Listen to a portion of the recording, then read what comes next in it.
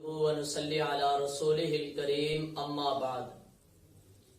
محترم سامعین، ایک مسلمان مومن کا سب سے بڑا دشمن وہ ایک شیطان ہے، اور آپ جانتے ہیں جو دشمن ہوتا ہے وہ اپنے مد مقابل کو ہرانے کے لیے، دنیا کے سامنے ذلیل و رسوا کرنے کے لیے ہر حربہ اختیار کرتا ہے۔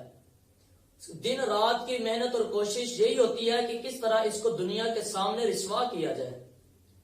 تو شیطان کی بھی یہی کوشش ہے کہ کس طرح ایک مسلمان مومن کو اسلام سے دور کیا جائے، شریعت سے دور کیا جائے، نماز روزے سے دور کیا جائے۔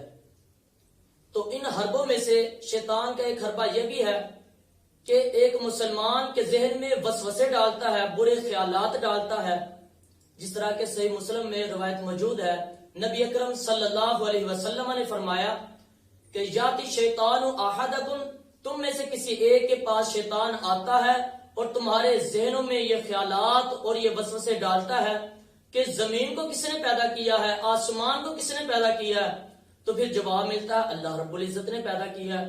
تو پھر ذہن میں یہ وسوسہ ڈالتا ہے اگر زمین و آسمان کو اللہ رب العزت نے پیدا کیا ہے تو پھر اللہ رب العزت کی ذات کو نعوذ باللہ کس نے پیدا کیا ہے۔ تو یہ اس طرح کے برے خیالات ڈالتا ہے کہ تاکہ انسان کا عقیدہ برباد ہو۔ تو چونکہ انسان کے پاس سب سے بڑی چیز وہ ایک صحیح عقیدہ ہے، تو جب عقیدہ ہی برباد ہو گیا، عقیدہ ہی خراب ہو گیا، تو پھر انسان تو راہ ہدایت سے ہٹ گیا۔ تو ایسی صورت میں پھر نبی اکرم صلی اللہ علیہ وسلم نے ہمیں تعلیم کیا دی ہے؟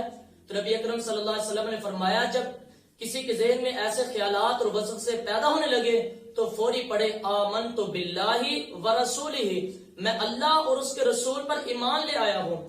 یعنی جو اللہ نے ہمیں وہ تعلیم دی، جو رسول اللہ صلی اللہ علیہ وسلم نے ہمیں تعلیم دی، میں عین ان کے مطابق ہی اپنا عقیدہ بناؤں گا۔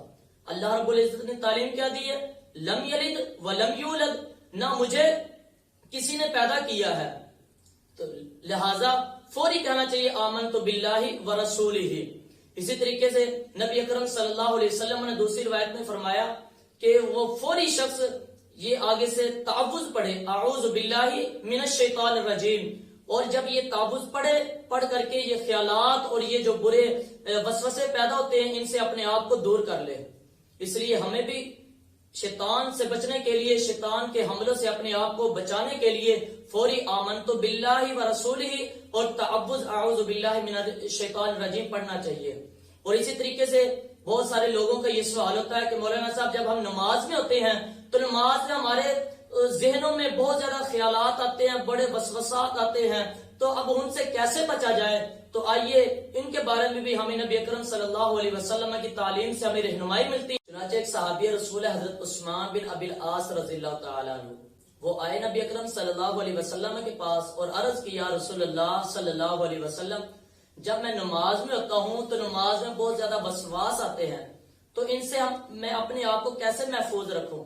تو نبی اکرم صلی اللہ علیہ وسلم نے فرمایا کہ جب ایسے وسواس نماز میں آئے تو فوری اعوذ باللہ من الشیطان الرجیم پڑھا کریں اور اپنی بائیں جانب 3 مرتبہ تھوک دیا کریں۔ تو یہی صحابی رسول حضرت عثمان بن ابی العاص فرماتے ہیں جب میں نے اس وظیفے پر عمل کیا تو اللہ رب العزت نے یہ شیطانی وسواس ختم کر دیے۔